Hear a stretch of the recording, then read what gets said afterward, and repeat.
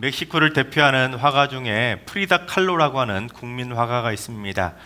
근데 그녀는 불과 18살에 버스를 타고 가다가 대형 교통사고를 당하는 바람에 척추뼈와 골반뼈, 쇄골뼈, 갈비뼈, 다리뼈 등 거의 온몸의 뼈들이 다 골절되고 으스러지는 큰 중상을 입게 됩니다. 이 때문에 30번 정도 수술을 받으며 죽을 고비도 수없이 넘기게 되지만 결국 완전히 회복하지 못하고 평생을 침대에 누워서만 살게 됩니다. 하지만 그녀는 절망하지 않고 부모가 침대에다가 뭘 만들어줬냐면 누워서 그림을 그릴 수 있도록 눈앞에다가 이젤을 달아주고 거울까지 달아줍니다. 그래서 거울을 보고 누워가지고 그렇게 몸과 마음의 극심한 고통을 이 그림을 그리면서 이겨내게 됩니다. 바로 이것은 그녀가 침대에 누워서 그린 작품인데 제목이 상처 입은 사슴이라는 제목입니다. 자신의 처지를 그렇게 그린 건데 젊은 나이에 사슴처럼 마음껏 뛰놀고 싶은데 이 부러진 가지처럼 자신의 뼈들이 똑 부러져서 침대 신세가 된 것을 한탄한 겁니다. 또한 좌우에 서 있는 나무들 보십시오. 상처나고 다 가지가 부러져서 죽어버린 나무입니다. 그 메말라 죽어버린 나무처럼 자신도 침대에 누워만 지내는 반송장처럼 지내게 된 것을 표현하고 있는 겁니다. 게다가 이처럼 자신을 향해서 수없이 쏴대는 수많은 비난과 험담, 그 수군대는 뒷담화들의 화살에 맞아서 온몸과 마음이 상처투성이인 너덜너덜 만신창이 신세가 된 겁니다. 너무너무 힘드니까 이런 그림을 그린 겁니다. 하지만 그럼에도 불구하고 저 멀리 푸르른 바다와 하늘이 보이는 것처럼 프리다 칼로는 그 힘들고 어려운 상황에서도 그 고통스러운 상황에서도 붓이라는 도구를 가지고 그 와중에도 그림을 그려가면서 희망의 내일을 그려갈 수 있었다는 겁니다. 여러분, 혹시 여러분 중에도 이 사슴처럼 몸과 마음이 상처 입은 연약한 사슴은 없으십니까? 여러분, 우리에게는 프리다 칼라처럼 그 그림 그리는 붓보다 더 위대하고 위대한 이 기도라고 하는 붓이 있습니다. 세상 사람들도 그처럼 몸과 마음이 힘들 때 다양한 방법으로 그 고난을 극복하고 이겨내 보려고 어떻게든지 발버둥 치며 살아가고 있는데, 여러분, 하나님을 믿는 우리 믿음의 백성들이 쉽게 절망하고 포기하면 되겠습니까? 아무리 몸과 마음이 상처를 입었더라도 하나님을 믿는 우리 믿음의 백성들은 기도라는 붓을 통해서 나의 기도문을 써나가면서 하나님 앞에서 반드시 이기는 모습, 승리하는 모습을 보여주어야 되는 겁니다. 오늘 말씀이 속해 있는 시편 30편도 그처럼 기도를 통해 몸과 마음의 고통까지 전부 다 이겨낸 다윗의 승리의 기도문입니다. 우리 10절을 봉독해 보겠습니다. 여호와여 들으시고 내게 은혜를 베푸소서. 여호와여 나를 돕는 자가 되소서 하였나이다. 여러분, 시편 30편은 바로 이 구절 10절의 기도문, 이렇게 내가 기도하였더니 하나님께서 이렇게 응답해 주셨다는 그 응답의 내용을 담아내고 있습니다. 여러분, 다윗이 하나님께 은혜를 베풀어 달라고 기도를 한 겁니다. 왜냐하면 자기 힘으로는 도저히 해결할 수 없는 답답한 문제에 얽혀 있었기 때문입니다. 그래서 하나님이 나를 돕는 자가 되어주셔서 나 좀 제발 도와달라고 애절한 마음으로 기도한 겁니다. 그게 바로 하나님의 은혜를 갈망하는 기도입니다. 여러분, 내 힘으로 할 수 없는 것을 할 수 있도록 해주는 것이 바로 은혜입니다. 인간이 내 힘으로 모든 걸 다 할 수 있다면 우리에게 은혜는 필요 없는 것이죠. 하지만 인간은 은혜 없이는 단 하루도 살 수 없는 연약한 존재이기 때문에 하나님이 나의 돕는 자가 되시는 은혜를 받을 수 있어야 이 험하고 악한 세상을 이기면서 찬양대의 가사처럼 날마다 선한 목치신 주님과 함께 푸른 풀밭으로 나아갈 수 있게 되는 겁니다. 자, 지금부터 다윗이 무슨 은혜를 구하며 간절히 기도를 했는지 한번 살펴보겠습니다. 첫째, 원수들이 나 때문에 기뻐하지 못하게 해달라고 기도한 것입니다. 우리 1절을 봉독합니다. 여호와여 내가 주를 높일 것은 주께서 나를 끌어내사 내 원수로 하여금 나로 말미암아 기뻐하지 못하게 하심이니이다. 여기서 주께서 나를 끌어낸다, 이 말은 히브리어로 말하면 우물에서 물을 길어 올린다, 물을 끌어올린다, 그런 의미입니다. 그러니까 다윗이 지금 저 깊고 깊은 우물의 밑바닥으로 떨어진 신세가 된 겁니다. 처절한 실패를 경험하고 절망의 나락으로 깊이 떨어진 겁니다. 그야말로 쓰디쓴 고난의 구렁텅이에 제대로 빠져서 괴로움에 몸부림친 겁니다.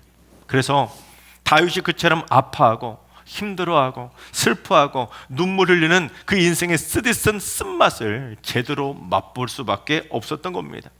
그랬더니 원수들이 다윗이 괴로워하고 있는 그 모습을 보고서 막 박수치고 기뻐하며 즐거워한 겁니다. 야, 잘됐다, 잘됐다.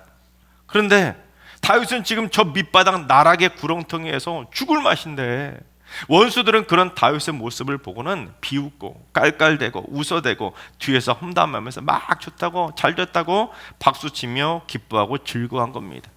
바로 그때 다윗은 마냥 슬퍼만 하고 힘들어하기만 한 것이 아니라 저 원수들이 나 때문에 기뻐하지 못하도록 해달라고 하나님의 은혜를 구하며 기도한 겁니다.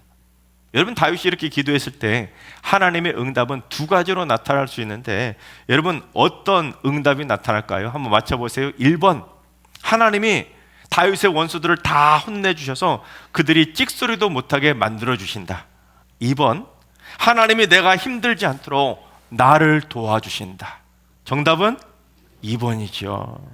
다윗은 지금 원수들 때문에 절망의 나락으로 떨어지고 너무너무 힘들어가지고 그 고난의 구렁텅이에 빠져서 처절하게 인생 밑바닥의 고통을 맛보고 있는데, 다윗이 주를 높이면서 찬양으로 고백한 이유는 하나님이 원수들을 다 쓸어버려서 저 원수들을 다 혼내주셨기 때문에 다윗이 좋아한 것이 아닙니다.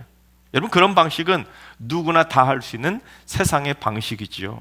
그게 아니라 하나님은 다윗을 힘들게 하는 원수들을 충분히 얼마든지 다 혼내주실 수도 있었지만, 그게 아니라 다윗에게 구원의 두레박, 은혜의 밧줄을 쭉 내려주셔서 다윗을 저 깊고 깊은 절망의 나락에서 끌어내 주시고 고난의 구렁텅이에서 능히 건져내 주신 것입니다.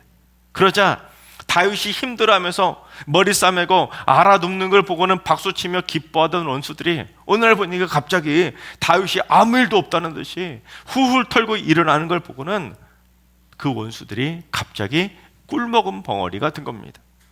다윗이 힘들어해야 좋은데, 다윗이 끙끙 알아눕는 걸 봐야 기쁜데, 다윗이 우울해야 원수들이 즐거운데, 오히려 거꾸로 하나님의 도움을 받은 다윗이 기뻐하고 즐거워하는 모습을 보니까 원수들의 표정이 거꾸로 표정이 싹 굳어버린 겁니다. 여러분, 그렇습니다. 우리가 힘들어하고 낙심하고 절망하고 슬퍼하고 자책하면 눈물 흘리면 원수들은 내가 힘들어하는 그 모습을 보고 잘됐다 잘됐다 박수치며 기뻐하는 겁니다. 특히 우리의 가장 큰 원수인 사탄 마귀가 그 모습을 보고 가장 기뻐하는 겁니다. 여러분, 우리가 시험에 들어서 기도도 안 하고 예배도 안 드리고 교회도 안 나가고 하던 봉사 그만둬 버리면 여러분, 사탄 마귀가 가장 기뻐하고 좋아하는 겁니다. 그러면 하나님의 영광 가리게 되는 것입니다. 그런데 절망의 나락에 빠지고 우울의 밑바닥으로 떨어지게 되면 반드시 누군가 두레박을 내려줘야 그걸 붙잡고, 그 밧줄을 내려줘야 그 밧줄을 붙잡고 올라올 수 있는 것이지, 우물에 빠진 사람은 저 밑바닥에서 혼자의 힘으로는 절대로 빠져나올 수가 없는 겁니다. 마치 절망의 나락에 빠졌던 메시를 꺼내주었던 그 선생님처럼 누군가는 반드시 도와주어야 되는 것이죠. 그런데 인간의 힘으로는 도저히 건져줄 수 없는 저 깊고 깊은 저 깊은 절망의 나락으로 떨어지게 되면, 완전 바닥 중에 바닥을 경험하고 있을 때는 인간은 안 되고 나를 돕는 자이신 하나님의 은혜의 두레박만이 나를 너끈히 끌어올려 줄 수가 있는 것입니다. 그 은혜의 두레박을 붙잡아야지만 그걸 타고 올라와서 다시 기뻐하고 회복할 수가 있는 것입니다. 여러분, 원수들이 나 때문에 기뻐하지 못하도록 다시 일어나 힘을 내시기 바랍니다. 기뻐하고 즐거워하시기 바랍니다. 다시 뜨겁게 기도하시고 다시 뜨겁게 봉사하시고 다시 행복하게 찬양하시기 바랍니다. 그게 승리하는 겁니다. 그러지 않으면 사탄 마귀가 가장 기뻐한 일을 하다가 결국 내가 영적 전쟁에서 패배하게 되는 겁니다. 내가 힘들어하고 우울해하고 슬퍼하고 낙심하고 절망하면 사탄 마귀에게 허무하게 스스로 승리를 반납하는 거나 마찬가지인 겁니다. 우리 옆 사람하고 인사할까요? 항상 기뻐하세요. 여러분, 그렇습니다. 내가 아무 일도 아닌 일에 힘들어하고 우울해하면 원수가 가장 기뻐하고, 무엇보다 사탄 마귀가 잘했다 잘했다 잘됐다 박수치며 기뻐하지만, 그럼에도 불구하고 힘든 일 가운데도 내가 아무 일 없다는 듯이 기뻐하면 거꾸로 원수를 우울하게 만드는 겁니다. 그래서 바울이 항상 기뻐하라고 한 것이죠. 내가 항상 기뻐해야, 쉬지 말고 기뻐해야, 범사에 기뻐해야 원수를 기쁘게 하지 못하게 만들 수가 있기 때문입니다.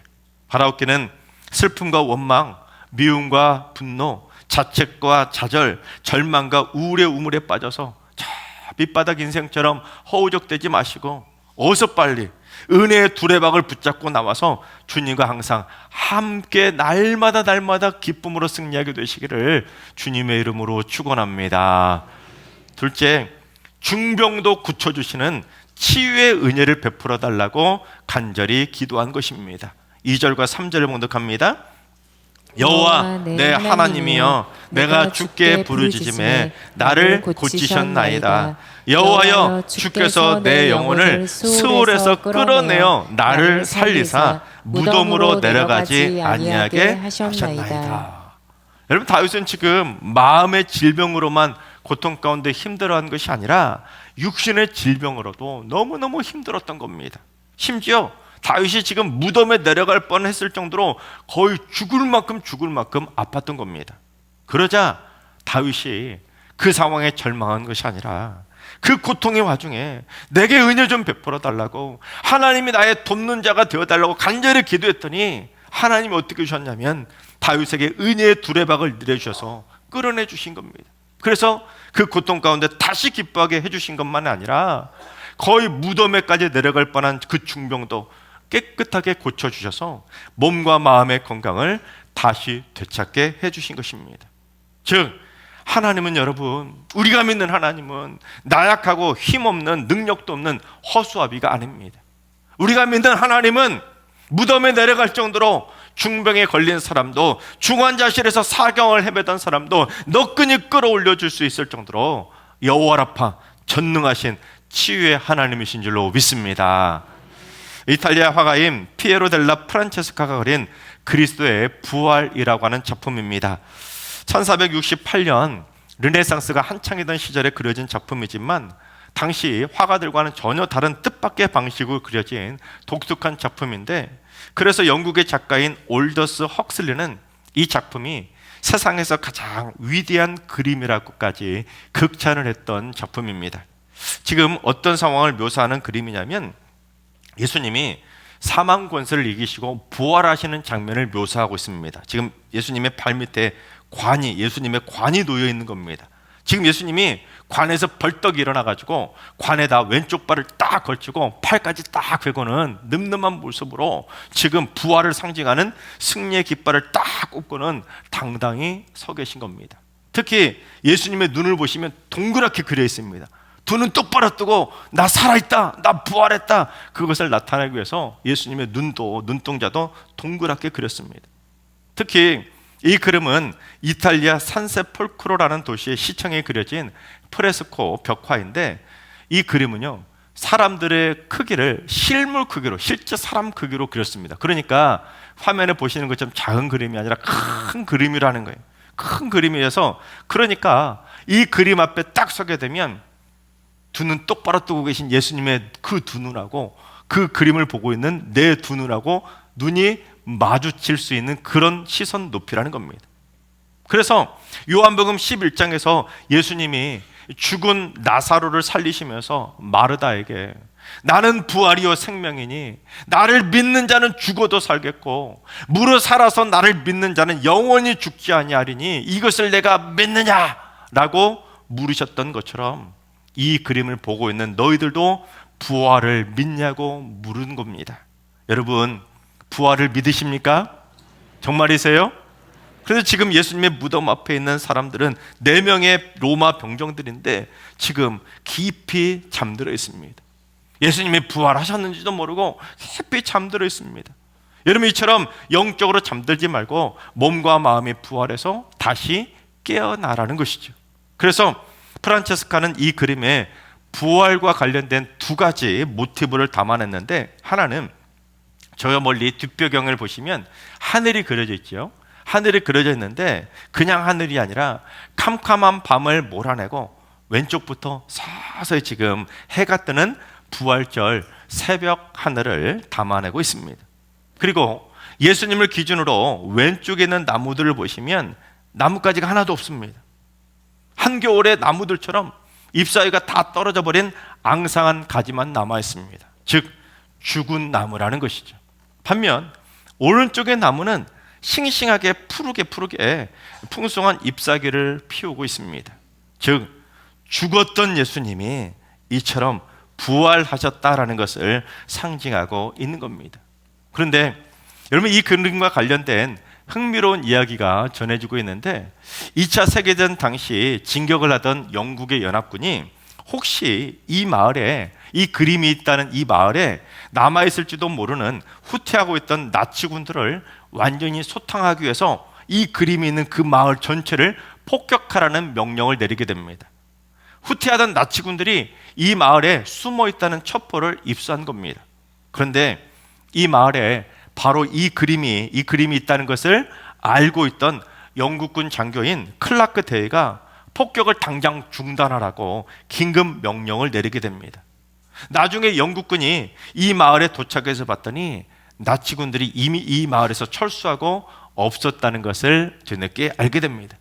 그러니까 하마터면 폭격으로 이 마을이 통째로 사라질 뻔했는데, 이 그림도 사라질 뻔했는데 오히려 이 그림 때문에 마을 전체를 살릴 수 있게 되었다는 겁니다. 다들 그 마을 사람들이 죽다 살아난 것이죠. 여러분, 그렇다고 이 그림이 무슨 신비한 힘이 있어서 그런다는 것이 아니라 그만큼 예수님의 부활의 능력을 믿어야 한다는 겁니다.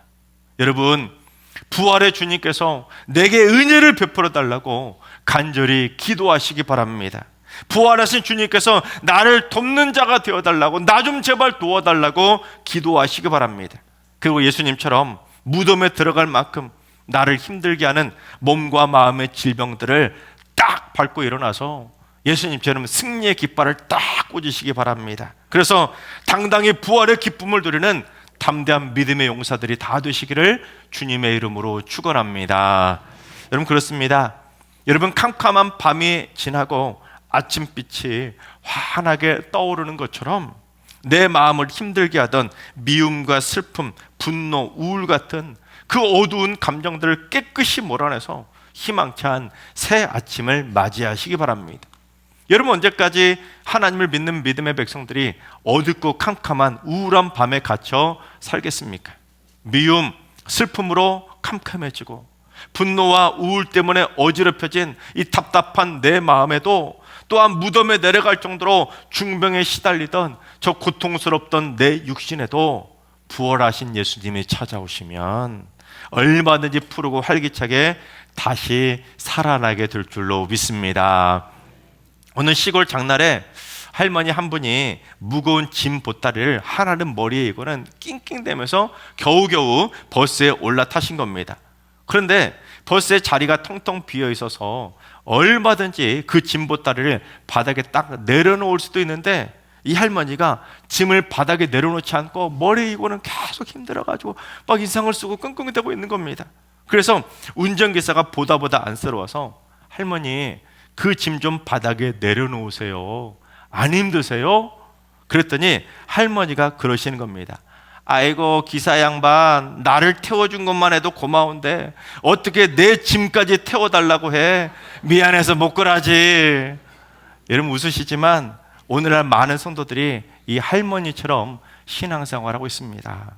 하나님의 구원 버스에 타고서도 당당히 자리에 앉아가지고 편하게 가야 되는데 인생의 짐을 내가 짊어지고 그 구원 열차 안에서도 힘들게 머리에 지고는 인상 쓰고 힘들어하고 사는 겁니다. 얼려 왔는지 주의 은혜로 수고하고 무거운 짐은 부활하신 주님 앞에 십자가 앞에 다 내려놓을 수 있는데, 그런데도 힘들게 머리에 쥐고서 혼자서 일평생 끙끙 앓고 탈고 있는 겁니다. 우리 옆 사람하고 이렇게 인사할까요? 이젠 좀 내려놓으세요. 바라옵기는 우리 모두 인생에 수고하고 무거운 모든 몸과 마음의 짐들을 부활하신 주님 앞에 다 내려놓고 진리 안에서 자유함을 누리시기를 주님의 이름으로 축원합니다. 다윗의 일평생 가장 철천지 원수는 바로 사울왕이죠. 그래서 사울왕은 다윗이 이처럼 바닥에 누워가지고 힘들어서 슬퍼하고 좌절하고 우울해하다가 병으로 몸져 누워서 다윗이 죽어버렸다면, 사울왕은 이처럼 누구보다 가장 기뻐서 막 덩실덩실 춤이라도 췄을 겁니다. 하지만 다윗은 이 힘들고 처절한 상황에서 간절히 기도한 겁니다. 하나님, 내 기도를 들으시고 은혜를 베풀어 주옵소서. 그랬더니 이처럼 원수가 기뻐하지 못하도록 다윗을 절망의 구렁텅이에서 끌어올려 건져주셨고, 무덤에 내려갈 만큼 그 극심한 중풍에서도 고쳐주셔서 이처럼 다윗을 기쁨과 건강을 둘 다 되찾게 해주신 것입니다. 여러분, 우리가 어떻게 살아야 되겠습니까? 이렇게 살아야 되겠습니까? 이렇게 살아야 되겠습니까? 여러분, 하나님이 어떤 모습 보시고 기뻐하시겠습니까? 여러분, 솔직히 우리가 인생을 살다가 마음이 아프고 몸도 아프면 힘든 건 사실입니다. 왜 안 아프겠어요? 왜 안 힘들겠습니까? 기쁨도 사라지고 우울해질 수밖에 없는 겁니다. 기도도 안 나오고 찬양도 안 나오고 봉사도 그만두고 싶고 예배도 안 나오고 싶고 머리 싸먹고 당장 몸져 눕고 싶은 것은 당연합니다. 하지만 그것은 사탄마귀 원수가 가장 기뻐하고, 그건 하나님의 영광을 가린다는 것을 반드시 기억하시기 바랍니다. 하나님의 백성들이 하나님이 기뻐하실 일을 해야지, 하나님이 좋아하시는 일을 해야지, 사탄마귀가 기뻐할 일을 하면 어떡하겠습니까?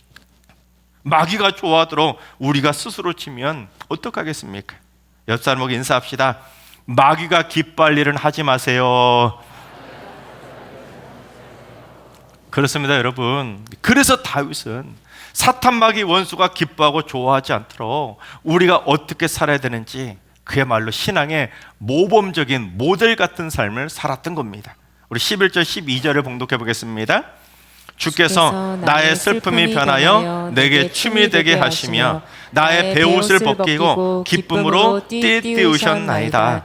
이는 잠잠하지 아니하고 내 영광으로 주를 찬송하게 하심이니 여호와 나의 하나님이여 내가 주께 영원히 감사하리이다. 우리도 다윗처럼 내게 은혜를 베풀어 달라고 기도하면 하나님이 나를 돕는 자가 되셔서 마음의 슬픔의 병을 고침받고 덩실덩실 다윗처럼 옷이 벗겨지는지도 모르고 춤을 출 수 있는 것이고, 무덤에 내려갈 만큼 육신의 중병까지 깨끗하게 고침받아서 시체들이나 입는 베옷은 다 벗어버리고 기쁨으로 띠를 띠고 행복하게 주를 높이며 찬양하게 될 줄로 믿습니다. 하나님께서 사랑하신 여러분, 슬픔과 미움, 원망과 분노, 절망과 우울이라고 하는 부정적인 감정의 우물에 빠졌을 때 혼자서만 고통받지 마시고 우리의 돕는 자이신 하나님의 은혜의 손길을 애타게 구하시기 바랍니다. 그리고 아무리 병원에서 가망이 없다고 무덤에 내려갈 만한 중병에 걸리셨다고 해도 절대로 끝까지 포기하지 마시고 내가 아플 때 가장 확실한 돕는 자이신 여호와 라파 하나님께 고쳐달라고 하나님의 은혜를 간절히 구하시기 바랍니다. 그래서 부활하신 주님이 우리들을 몸과 마음의 질병에서도 다 끌어올려 주시고 다 고쳐주셔서 주님과 함께 일평생 항상 기뻐하며 승리의 깃발을 딱 꽂고 영적 전쟁에서 날마다 승리하게 되시기를 주님의 이름으로 축원합니다.